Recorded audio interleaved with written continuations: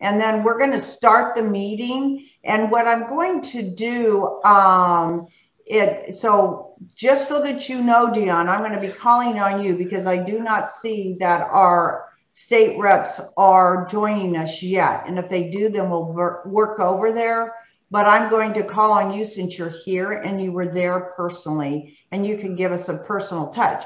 But we do have Senator Hughes on, or Chairman Hughes also, that's on with us.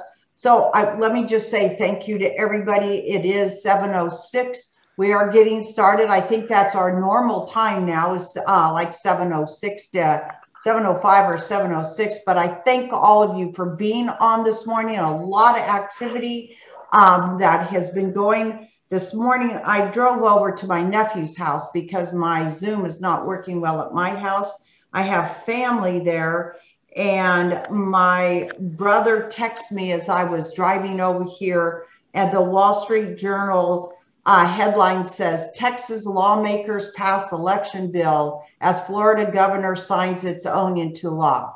So we have been working together, making this happen. I thank all of you, and I'm anxious to get these reports. But so let's go first with Senator Brian Hughes, or Chairman Brian Hughes. Could you give us an update of what's been going on in the Senate, which I think is a lot, as every day is a lot these days. So I'm going to turn it over to you first. I'll be glad to. Thank you so much. It's a real pleasure for me to get to connect with you guys and just enjoy the fruit of all the work that you've been doing. I know that folks are praying. Pardon me, they're praying. They're making phone calls. They're contacting legislators, and it's paying off. And so I know our friends in the House will have some great stuff to talk about, because Senate Bill 7, of course, that major election reform bill that came out of the Senate that the media, the national media, seems to hate so much. I did an interview with the PBS NewsHour yesterday, and those folks are not the most conservative. You probably noticed that. You probably don't watch, but we're trying to get on as many of those media outlets as we can, because when we go on CNN or PBS or something like that, we're reaching an audience that we don't normally reach. And sadly, people who are not that political, or who lean a little bit to the left or maybe the middle, all they hear is how these bills are bad. What else do I need to do to be able to see this? Oops. That's Paul. So that sounds like my friend, Chairman Bettencourt. So the point is, we're still getting those media circuits. Good. I'm glad I can see something, Brian. Okay, let me mute. I'm going to mute him. Okay, go ahead. So go ahead, Senator. I muted him. Or did I mute you? Okay, I think I got muted, but I'm back on. Oh my gosh. Hughes here. That's so funny. So our Senate Bill 7, of course, with the major reforms, and we worked with the House in the drafting of Senate Bill 7, moving it forward. And the House has worked so hard and fought so many fights to get that thing passed. We'll hear from our friends in the House what happened over there. It was very encouraging. And we can thank Chairman Briscoe Cain for working with the House rules and getting that bill in a form that we can make it as strong as possible as the process goes forward. So the point is, the left continues to hate it. We talked to some friends this week who are in the business world, and I can't tell you the companies, but they told us they are getting tremendous pressure to come out against Senate Bill 7. The left is just really working overtime with their friends in the national media, and they're accusing us of everything except good government. And so tremendous pressure on companies to come out against Senate Bill 7 to condemn us. And would you believe there's one major company who is before the legislature asking for a contract that could amount to billions of dollars, while they are in the New York Times accusing us of trying to suppress votes. And anyway, you guys get it. You know what we're up against, but that's okay. We're right. We have the truth, and we're thankful for that. So Senate Bill 7, you'll hear more from our friends in the House about what they got done last night, early this morning. We're getting close on that. A couple of the other bills with important pieces. We talked about voter ID. We all know how important that is. What about voter ID for mail ballots?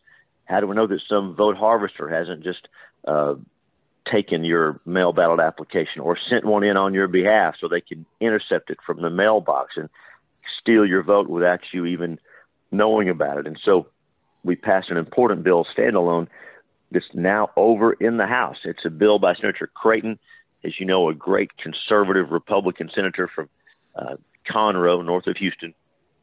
It's Senate Bill 1509, and it provides a voter ID system for mail ballots. It doesn't add cost or any problems, but it does require that when you send for that mail ballot, you write your driver license number on the application. If you don't have a driver license number, use your state ID. If you don't have that, you use the last 4 digits of your social. So you put that on the application for a ballot by mail with the other information. Of course, you receive a ballot in the mail, and you fill it out and put it in a separate envelope. I mean, some of us have done this.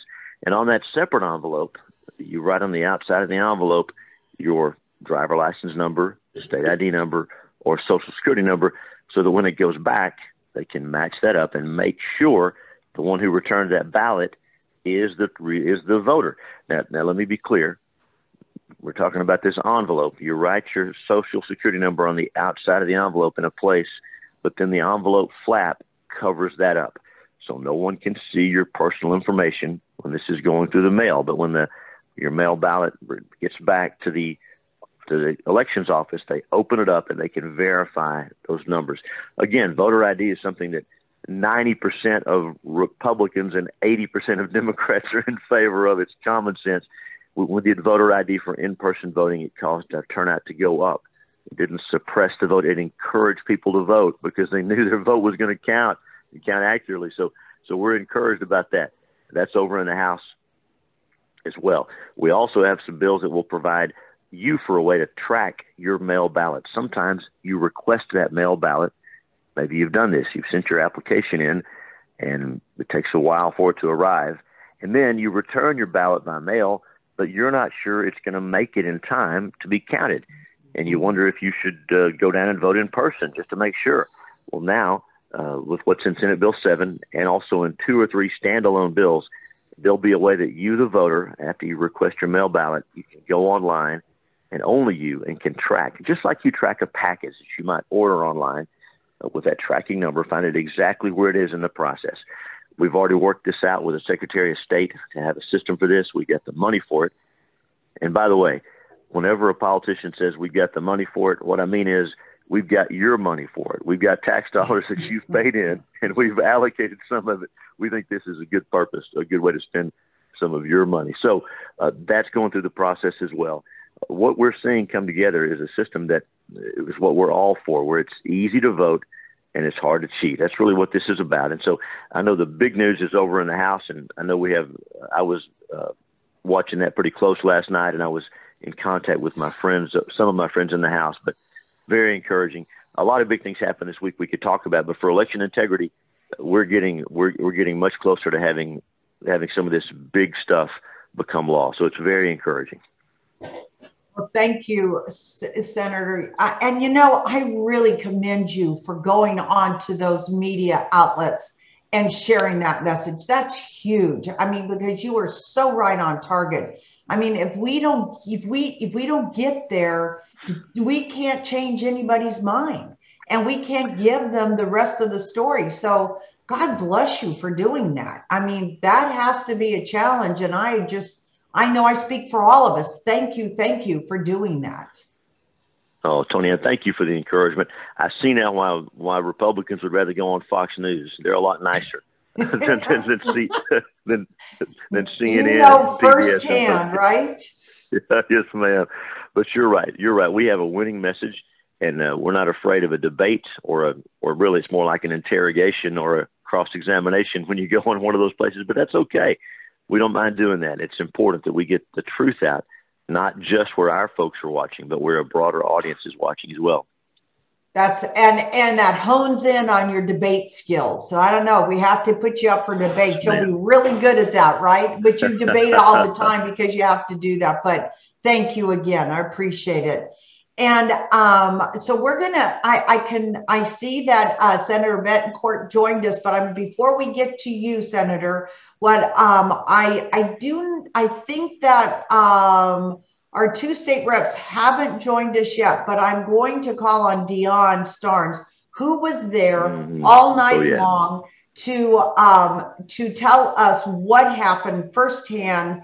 And then, and if our state reps come on, then we will give them time later. But, you know, Dion, thank you. I am so thankful you are home after leaving at whatever time that was to get home and then to get on. So if you could, would you share with us what HB 6 and then the substitution and the amendments, and then just give us a little bit of history of what happened there, please? Okay, so in the Elections Committee in the House, they did a committee substitute for SB 7 and basically put all of 6 in there instead. Then because they were identical at that point, SB 7 and SB 6, when it got to the floor and finally SB 7 made it out of calendars yesterday afternoon, thank you, Jesus, they were able to just simply substitute that on the floor in lieu of 6, because 6 hasn't gone through the Senate, right? So the easier path is to go for SB 7, which has already passed the Senate, right? And there were, I guess when they started talking about it, there were already 139 amendments that had been pre-filed. It kept getting delayed, so it really didn't get started till about 7 o'clock last night, I guess, when Briscoe laid out SB 7. And after an hour, they'd gotten through one amendment. God bless these guys. Let me just tell you, I do not know how they can stand there and smile sometimes, really, and be so kind to each other in the face of some of the things that are said and done. But I will say that it finally passed at 3:05 in the morning with 20 amendments on there. So the next step, and Brian, or Senator Hughes, if you would correct me if I'm wrong, but the next step is it's kicked back to the Senate now, and the Senate will either concur, which I doubt highly that y'all will do, or you will send it to conference committee where there is 5 Senate members and 5 House members that have to come to an agreement, majority vote. And then both houses have to vote on that agreement again. And the only things that can be considered are the things that have already been passed in either house. Is that correct, Senator Hughes? Yes, that's exactly right. And so because of what Chairman Kane did in the Elections Committee, those bills will give us the most flexibility to put everything good from Senate Bill 7 and everything good from House Bill 6 that will all fit in the bills under the rules during that process. And there's about something I should have said before. Dion, who we're listening to now, everybody on this call knows her. If you saw some very good, strong election security, election integrity measures in Senate Bill 7 or House Bill 6, they probably came from her. She knows this process so well. She has labored in this process. She knows the election code. She was in our office sharing with us many times. I know she was over in the House and other members of the Senate. And so we're thankful. But you're correct. We'll go to that conference committee where we can put the bill, make the bill even stronger. There may even be a chance for us to do what's called going outside the bounds of the conference committee and putting more strong provisions in the bill. But you're exactly right. That conference committee, Representative Kane will be the chairman on the House side since he's the author. On the Senate, I'll be the chairman since I'm the Senate author. So we're optimistic that it'll be a good conference committee. But go ahead, Dion, you're exactly right. Go ahead. Oh, and I appreciate the shout out, and shout out to you. He gave me 2 hours at the end of January. 2 hours in his office. He took the time to sit there and go through my stuff with me, and he and his general counsel were phenomenal. So thank you so much, Senator Hughes. I really, really appreciate it. And we've got some really good bills filed, and I'm so excited because I think one of the first things I said to you is omnibus bills is where good legislation goes to die. Yes, ma'am. So worried about this. So I really do appreciate it. And anyway, I kudos to all of our elected officials, and I'm actually going to give a shout out to Speaker Phelan, because Yes. he could have shut that down at midnight, which is traditionally what happens, and he did not. So when one party or one side chubs, a lot of times they kind of quote unquote run out the clock in the House. I don't know how it works in the Senate, but in the House side, you'll see them run out the clock and they'll shut it down at midnight and say, we're coming back tomorrow. And Phelan did not do that. He let them keep on going, and they got it through. So I have to give him a Amen. Well, you know, that, and I agree with Senator Hughes and everything that you've done, Dion, and that's why I'm very comfortable in allowing Dion as a volunteer, someone that is down there on her own time to represent all of us, the grassroots, and is very aware of what's going on, and that everyone's willing to talk with her because of her style. So we thank you for that. And thank you for staying there until 3:05 and then driving home and then getting on this call. So there's one dedicated woman. I got to tell you, we don't need to have her. Yes, that's right. Claps around for her. So thank you, Dion. But yeah, exactly, Karen. So, okay, now I haven't seen our two state reps get on yet, but if they do, we will do that after our guest speaker today, who I'm very pleased is joining us. And that is a Senator Bettencourt, who has been a senator. So he was first elected in 2014. But prior to that, he was the Harris County tax assessor collector. He has always been, and I remember him from years ago as being that champion for the taxpayer, very aware, very astute of what we as taxpayers are paying, and being very responsible, has done incredible work over the years, and we really do appreciate him. He is accessible as one that works with the grassroots. So, Senator, we're excited to have you on this call. He's out of Harris County, if you didn't get that, because he was the Harris County tax assessor collector for 10 years. He is going to talk to us about SB 1111 and 1589. So we've been hearing a bit about this. Senator Hughes had given us a little bit of a touch about that before, and we're very excited. Ed would call me, Ed Johnson, who is would call me and tell me about this. I said, okay, let's have Senator Bettencourt on the call. And ladies and gentlemen, let me turn it over to him right now to share about those two bills and that he's been working on. So welcome, Senator Bettencourt. Thanks, Tony Ann. And Tony Ann, if you would enable my video, I think I can come back on at this point. I don't know how to enable your video. Okay, it's all right. Let's try it again now. Oh, there you are, but you're sideways. Okay, well, we're going to be about, as an Aggie, I will be back to straight here in a second. That's what I forgot to announce, that you're an Aggie. You know, whoop, my husband's a class of 52. So welcome, fellow Aggie. Oh, there you go. Okay, thank you. And Senator Hughes has done a really good job with this. Now, and let me try to back up a little bit and explain where we're at. The two omnibus bills have been merged on the floor. As you heard from someone that was there that was watching, I also got a report from Mike Schofield. There's about 20 amendments that have came on it. We'll wait for the House members to be able to go through and delineate exactly what those 20 amendments were. Now, in the meantime, besides supporting Chairman Hughes as his first joint co-author on SB 7, I passed about 7 in voter integrity bills. These are single shot bills that are going through the process. They all have different themes. There are actually 3 bills that are now in House elections, and they're very important to talk about. The first one is 111, Tony Ann. This is the one that says no registrations at private PO boxes. When I was the tax assessor voter registrar, we would not allow people to register at private PO boxes. The new leftist progressives, especially this new election administrator in Harris County, will let people do it. And that means that we have, per Al Vera's estimate, 4,880 people register at private PO boxes. Now, this means that they're in an impossible address, right, Senator Hughes, at a 2-by-3-inch P.O. box.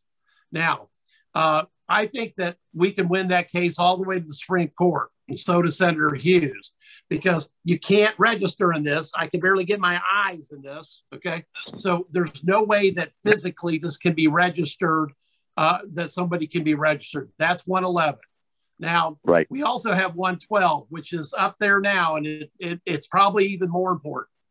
That's the bill that says that there will be absolutely no way that an election official up through the Secretary of State in Texas can at any time disable or not use signature verification on absentee ballots. Now, what that is, and everybody on the call should know by now, and I'm sure they do, you've got an outside carrier envelope, you've got an inside ballot envelope, and the signatures have to match on both. Now, what we saw in Harris County by testimony in front of Senator Hughes's committee was that they tried to disable or go around that. They were going to say, if you drop an absentee ballot in a drop box, okay, then that ballot did not have to go through signature verification. It was only because Secretary of State intervened, and they don't have absolute authority to stop it, but they did stop it at that point. And that's why we need Senate Bill 1112. Now, the final bill is Senate Bill 1589, and that's a combination of election marshals and effectively a rocket docket to settle disputes. Now, the election marshals are going to be, by this code, DPS, and they can also have, of those folks that have a certification for law enforcement, they get trained. And if there's a problem in the field anywhere, the Secretary of State can send an election marshal out, do an investigation, and if necessary, write somebody up on the spot. Now, why is that important? We've had, again, in Harris County and other places where poll watchers were not even allowed into central count because this current election administrator, when she was running that portion of Harris County, just refused to allow them to come in. I'm not going to let you come in. Your poll watchers can't come in. Now, there's an amendment on the floor that was passed that said poll watchers can be removed. I don't know exactly for what circumstances at this point, but poll watchers are sunshine into the process. That's why we have them. That's why we have them from both political parties, because quite frankly, fraud can be used against Democrats in the primary and against Republicans in the general, or vice versa. And so you want poll watchers there. Now, it's also something I want to say, Tony Ann, right now, Briscoe Cain, Senator Hughes, myself are being called Jim Crow 2.0. And I utterly reject the historical comparison because it's totally false. If you look at Jim Crow era laws and at their height in Texas in the 1920s and 50s, you're going to see Democrats staring back at you because there were no Republicans. And this is outright political libel, in my opinion. And it's part of the media swirl that they're desperate to stop this by any tactic, okay? Libel, slander, doesn't matter to them because this is a leftist progressive attack, because if they can weaken voter laws in Texas, that's their only goal. And I know Senator Hughes stands strong against this, and so do our House colleagues. And I'm not going to put up with it. So wherever I see it, I challenge it. I've done it on live, on television before, and rejected it from Sheila Jackson Lee, and I'll reject it from anybody because we're about the integrity of the voter roll. Tony Ann mentioned when I was tax assessor 20 years ago. When I got there, there were 50,000 bad registrations between just the deceased and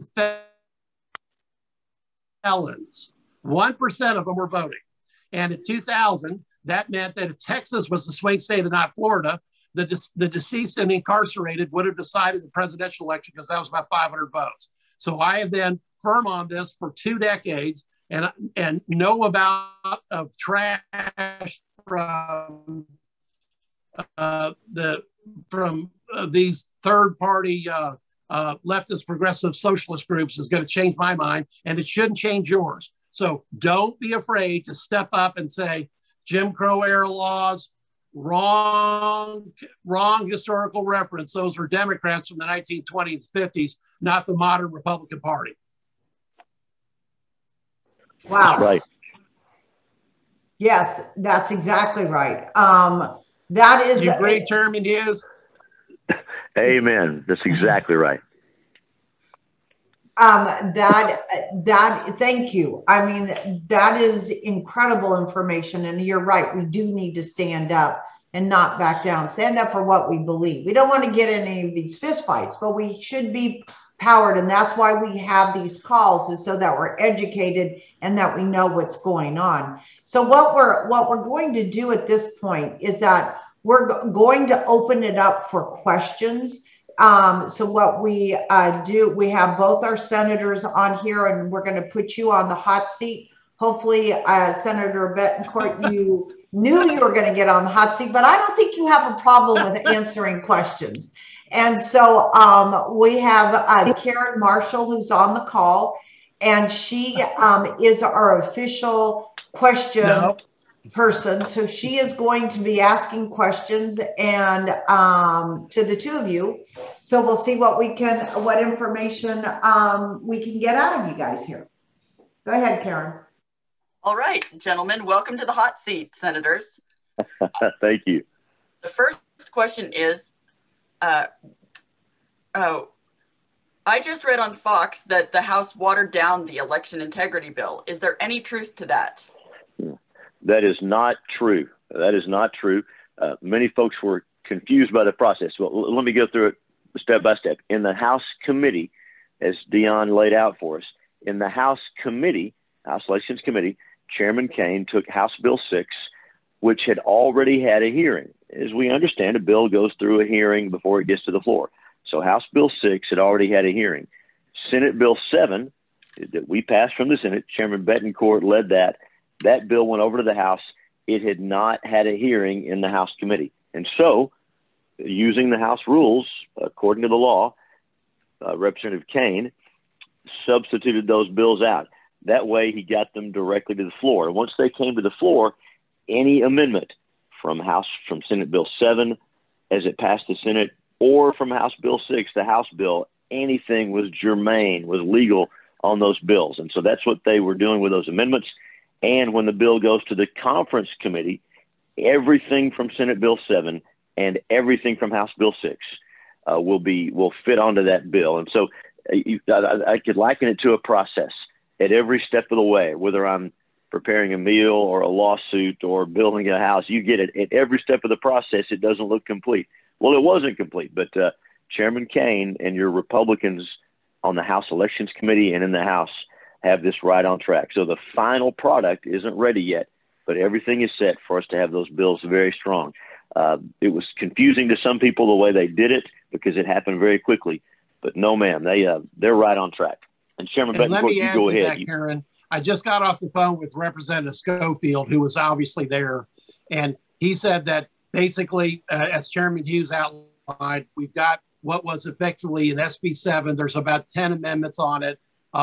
And they're expecting to go to conference committee. And Brian, I'm volunteering for the conference committee at this point. I'm sure Representative Schofield is as well. And, and then we'll look at the two bills and make the needed technical adjustments then. All right. Next question. Where can one of us find the amendments? That's a good question. You know, at this point, I'm not sure that they're posted yet. Brian, do you know if they're posted? No, thanks. So on the House process is a little different. If you go to that regular House website, or you guys know where you normally go to get information on the legislative process, if you put in the bill number, and it will take you to that page where you can find the authors, you can find actions, the steps in the process, there's a section on that website that gives you line by line, and you can click the link, and it'll say Amendment by number 7 by Kane. Click that link, and it will take you to the House Journal where that amendment is found. It takes a little bit of digging, but it's there. It really is, and so it's really quite what you're looking for. The website is capital, CAPITOL, .texas.gov, capital.texas.gov, and in the middle it says search legislation, and you can put in the bill number. You want to put SB7, and you go, and it'll take you to the page, and you start clicking those links. You'll find tons of information. But if you go under the section called Actions, ACTIONS, Actions, you can follow step by step every amendment that was filed, every vote on the amendment, and also the passage. So it's all on that website. And in the Senate, our process is a little different, and the amendments go online later. But in the House, those amendments are online once they're voted on. So you can find it all there. Excellent. All right, next question. Could you please give a summary of the amendments added to SB 7 and what is the impact of the added amendments? Well, and so I can, go ahead. Go ahead, Chairman. No, I was just going to say, going into this, so remember that Senate Bill 7 was a broader bill. Senate Bill 7 had elements that were not in House Bill 6. House Bill 6 had different elements. And by the way, this was all by design because, you know, we have a bigger Republican majority in the Senate than we do in the House. And so your Republican leaders in the House, like Representative Briscoe Kane, like Representative Mike Schofield, and working with the Speaker, they knew what they could get through the House. And so when Senate Bill 7 came to the floor of the House last night, it looked a whole lot more like the smaller House bill. But then they added amendments to add back in those provisions from Senate Bill 7, those strong election reform provisions. So I don't have each amendment in front of me, but the amendments offered by the Republicans that Representative Kane worked out ahead of time were to put strong provisions back in the bill. And again, as Chairman said a moment ago, when we go to the conference committee, we anticipate doing even more. And my goodness, Chairman Bettencourt has been on a lot of conference committees and knows this process well. So the amendments they put on by Representative Kane and by the conservative Republicans, those amendments made the bill stronger, and we can make it even stronger in the conference process. Yeah, Karen, to follow on to Senator Hughes, basically SB 7 bill was about this wide, okay? HB 6 was about this wide. But when you substituted it with the manner that Chairman Kane did, you get back to this wide, okay? And so now we have to look at the content that's in the bill. And Chairman Hughes already mentioned that you can actually go beyond even SB 7 by going outside the bounds. And that's another procedural motion. But there's a lot to do right in here, right now, that's going to be good reform. And I want to make a point, Karen, because you were at a hearing yesterday with me on another topic. It is essential that good people speak the truth in the process now. That Tony Ann mentioned about a fist fight. Well, forget it. It doesn't matter. We're in a fight now, okay? And the fight is between what we know are voter integrity steps, like never suspending signature verification on absentee ballots, not allowing, 2 by 3 inch post office boxes to be primary addresses. And so just understand that, yes, when we're in it, in fact, I'm going to respond back to, something today that's calling all of us, Jim Crow 2.0, because I don't care anymore, because all these are race cards played to try to disrupt the process from the actual voter integrity steps that Chairman Hughes has in SB 7.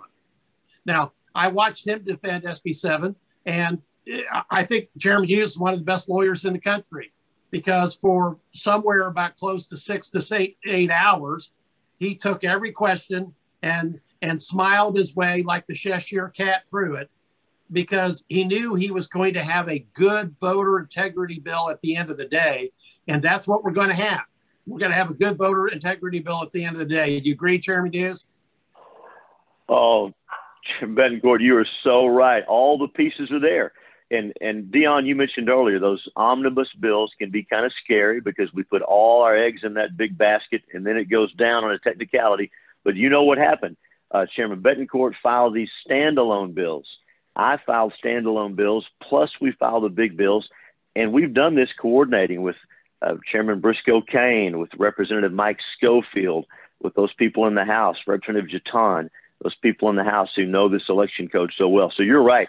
At the end of the process, everything is in place now for us to have a really strong bill. And again, by strong bill, we mean a bill that's fair for everyone.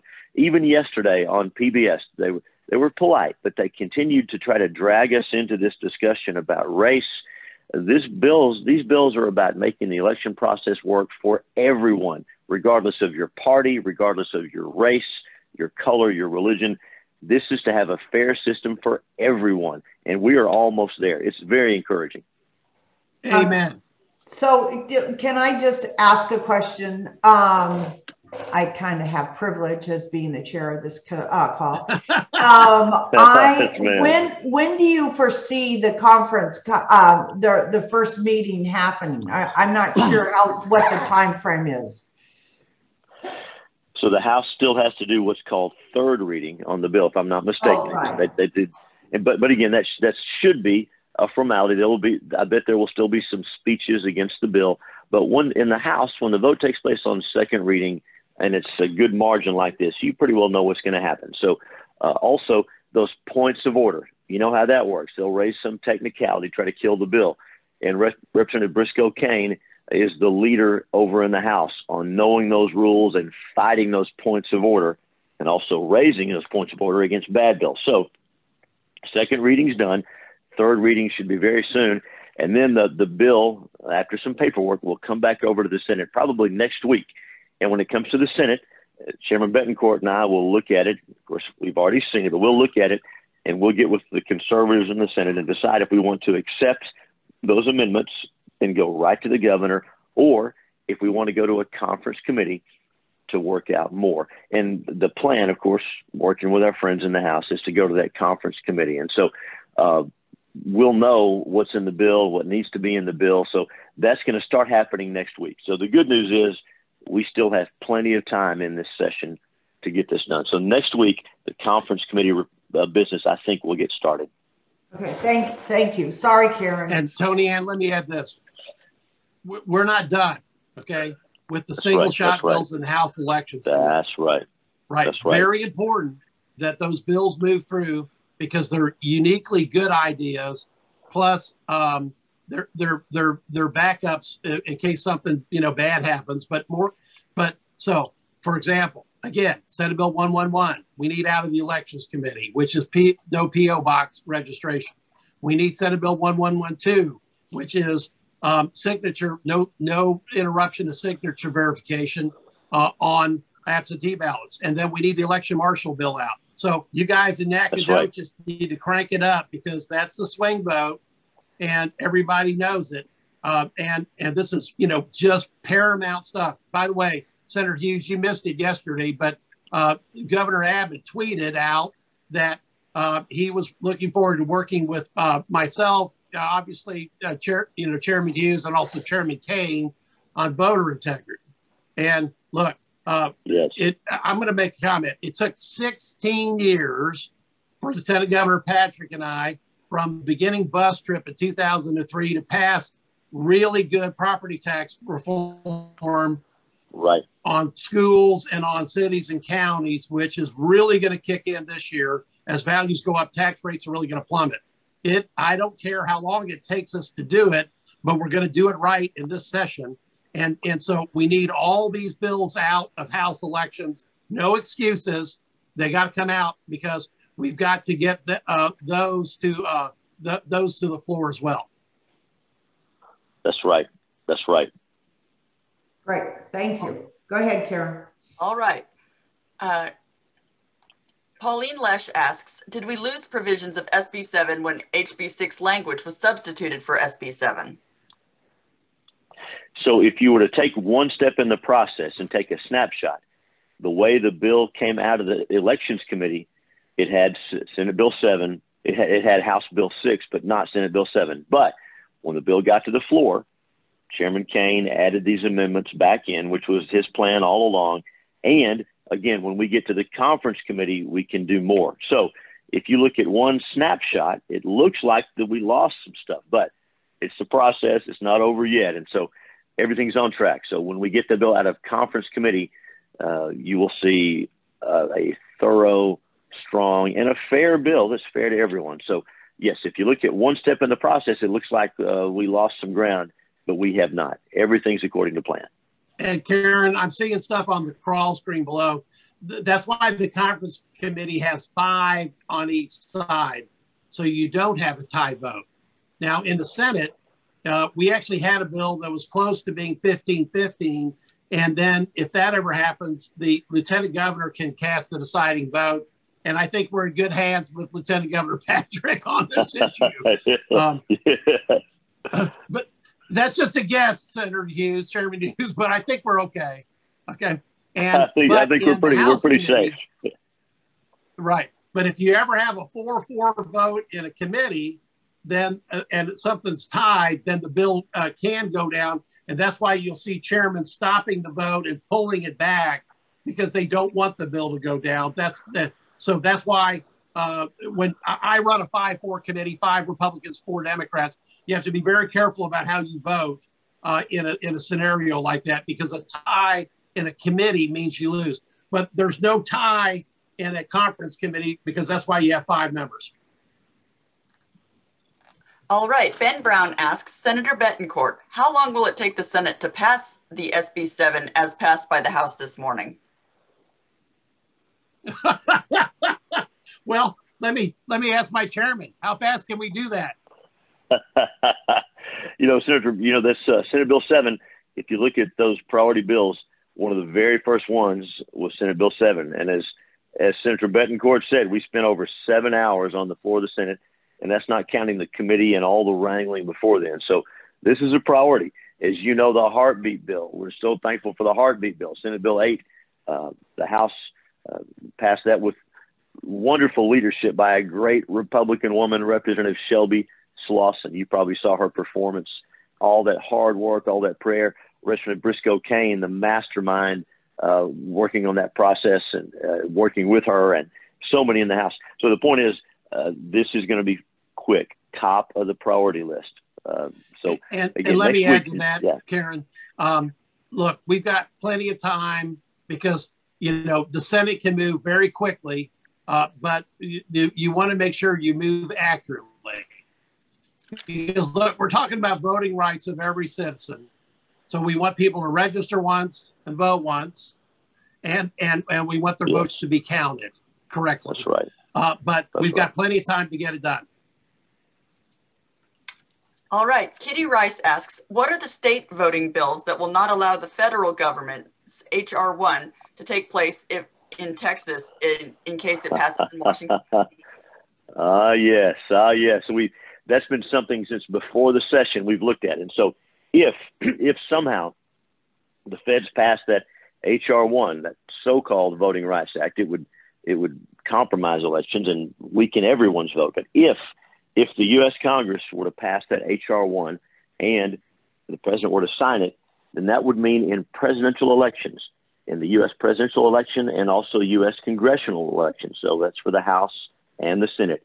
In those elections, we would be bound to follow whatever they put in that law. So if in H.R. 1, if the Democrats in the U.S. Congress, if they put same-day registration, or if they say no voter ID, or if they say no signature verification for mail ballots, they want to do things like that to weaken the election system and to weaken the security. So if they do that, if they somehow get that passed, then we have to have a way to protect our Texas elections. And so, yes, there are bills in the process that would allow us to have a separate election system for our state and local elections. And there's a number of ways we could do that. It would be a mess. We'd have to have a separate registration system, separate rules, and separate elections. But yes, we can do that. Representative Briscoe Kane has been working on that for a while. Right. If I just a little bit, Representative Schofield actually has a bill like that. And what Chairman Hughes is talking about is true. When you look at Arizona, they actually have two systems, a federal system and a state system. Look, but that's why Chairman Hughes and I talk about this. In fact, we took an amendment on Senate Bill, let's see, what was it? 111, the P.O. Box bill, because we wanted to make sure we were talking about impossible residences. Now, because we believe that if we're challenged in court, that we can win. And if I had Senator Brian Hughes as my lawyer, I know I'd win at the Supreme Court. Okay, because there's no Supreme Court that's, in my opinion, that's going to say that by restricting impossible addresses, from a voter roll is somehow not constitutional. Because again, nobody lives in a 2x3 inch P.O. box. So Senator Hughes and I actually discussed that on the floor when we took the amendment. We did. Because we're broadcasting in plain view and we're hiding in plain sight that we want to win that. If they're dumb enough to sue us and that bill passes, we'll win it all the way to the Supreme Court.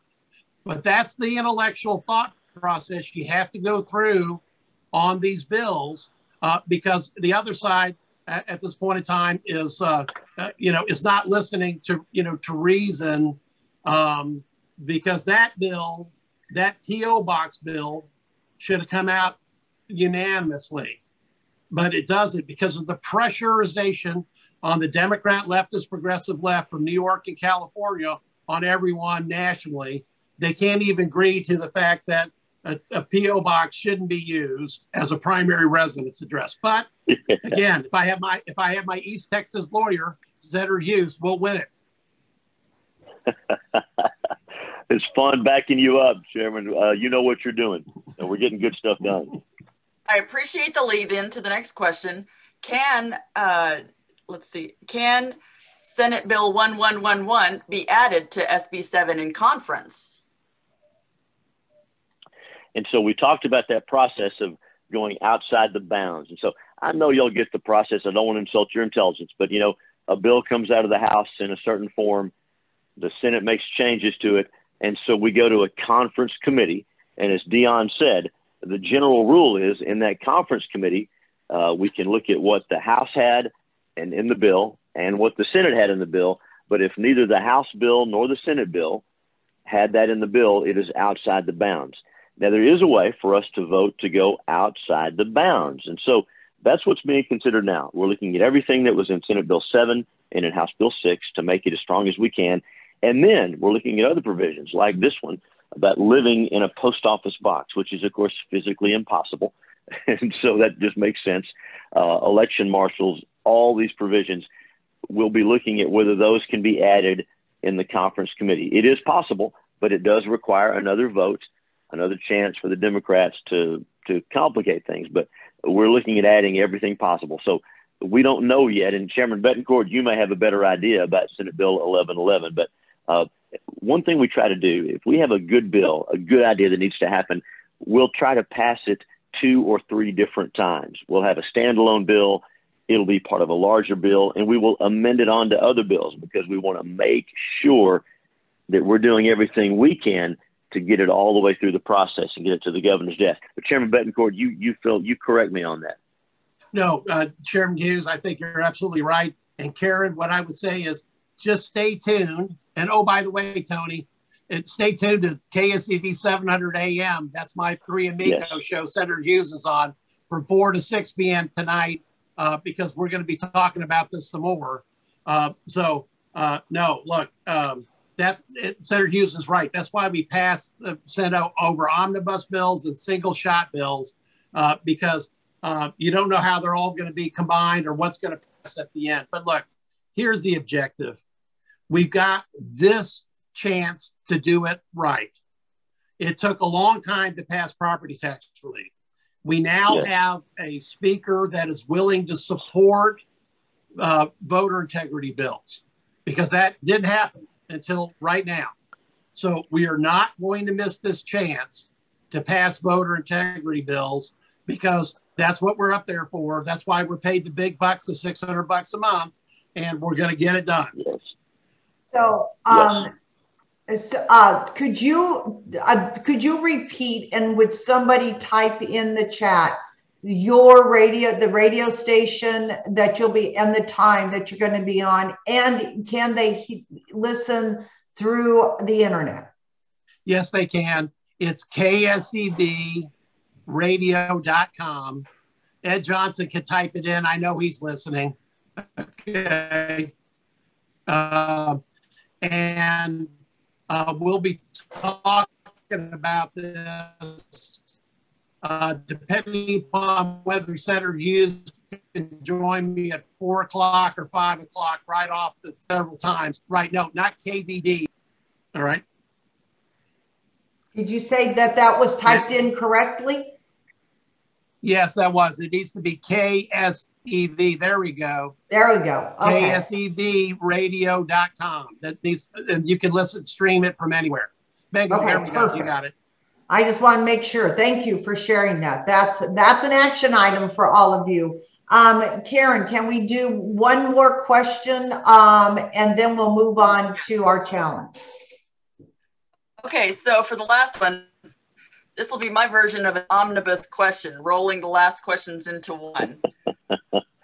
What instills into integrity and security, and when will HB 2283, which prevents Zuckerberg bucks, be heard? Okay, so the Zuckerberg bucks are addressed in Senate Bill 7. And that's when, as you recall, Mark Zuckerberg or his family put billions of dollars around the country.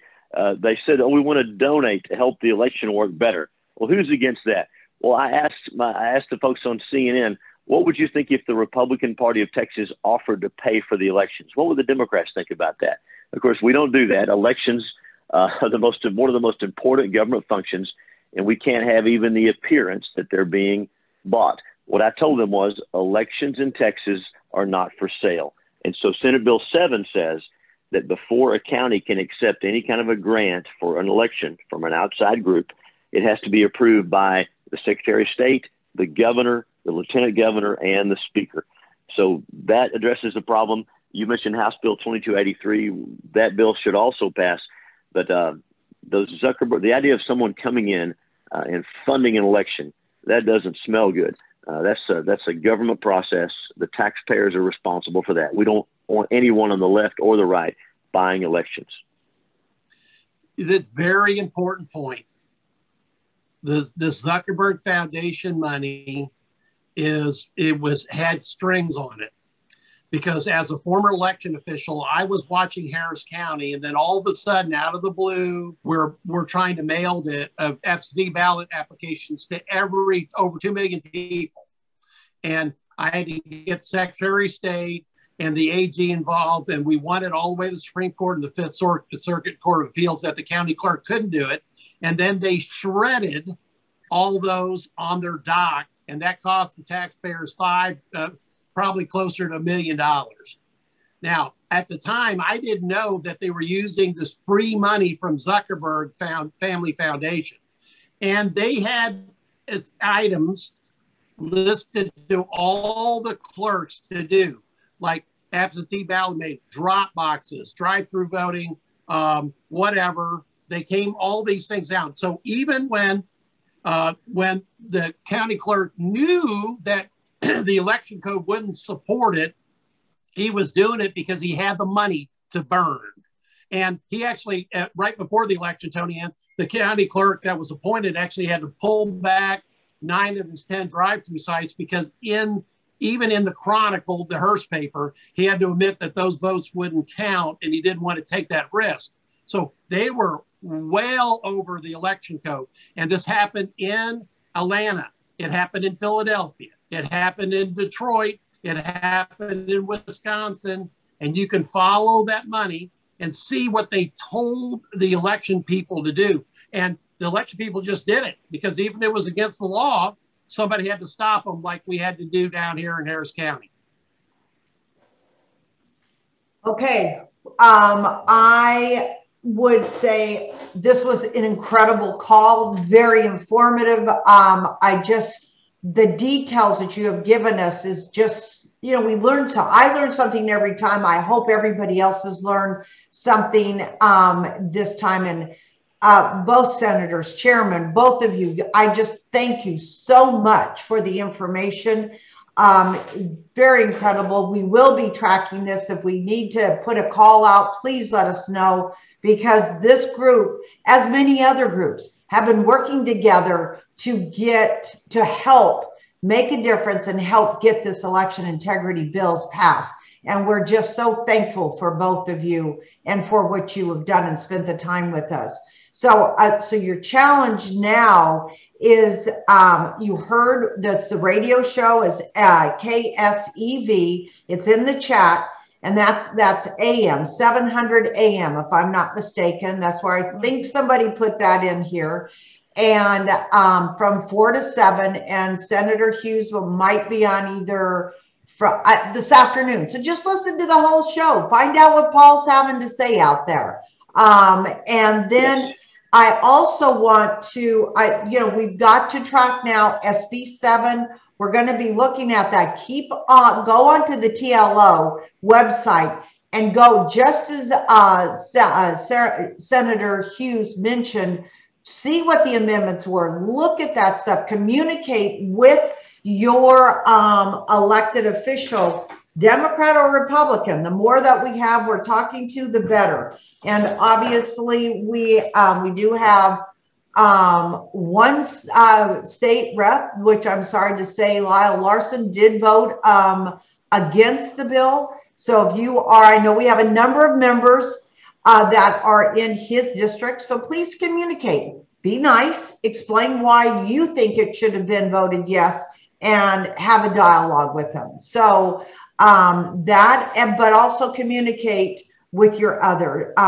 elected officials, because we've got to stay on top of it. As we've heard both of our senators talk about, we're in fast track now. We've got time, but we've got to stay involved and continue to let everybody know how we feel. Also want to give you guys a heads up here. I got an email last night that Leadership Institute is starting to do campaign schools here in Texas. Visa typed at the very front, the very first chat, I believe, or one of the first chats, the website where you can go and to find all of the different schools that are happening. And I believe that looks to me like there's 30 plus schools happening across the state. I challenge you to go, even if you're not going to run for office, not this right now, maybe some point you will. Know the process. Leadership Institute does an incredible job of campaign schools, and educating and understanding the process. Yeah, no matter how many schools you've been to, it's always good to go to another one. I love going to them. I love training, but it is important. So go to that website, look and see. I think it's a minimal amount to sign up. And they need to have at least 15 members or students attending, or they'd have to cancel the class. And if you can't go, maybe you know somebody else. Volunteers are welcome so that they understand how a campaign runs. So I give you those challenges. Again, I want to say thank you to the senators. Oh, and I cannot forget to say thank you to Dion Starnes for being on here. Yes. And giving us her, staying awake and giving us her perspective. I do also want to say that I did get an email from Representative Jatan saying he was going to sleep in this morning, but it was a big win, and he's going to give us an update next week, and he can't wait for it to go to conference and then be signed by the governor. But he still needs our help to push it through the final, what do you say here? Over the finish line is what he said. So we thank him, but all of you, thank all of you for being here and being a part of it today. Go out and share your information, and let's get more people involved and invite them on to only 3 more calls. So I think it's 3, might only be 2. I don't know who our speaker is next week. That just look for the email next week and we'll give you an update. Thank you all for being here. Goodbye. Thank you. Thank you, Senator. Thank you, Tony Ann. Great call. Thank you, Senator Paul. Thank you. Great call. Thank you so much. It was a great call, wasn't it?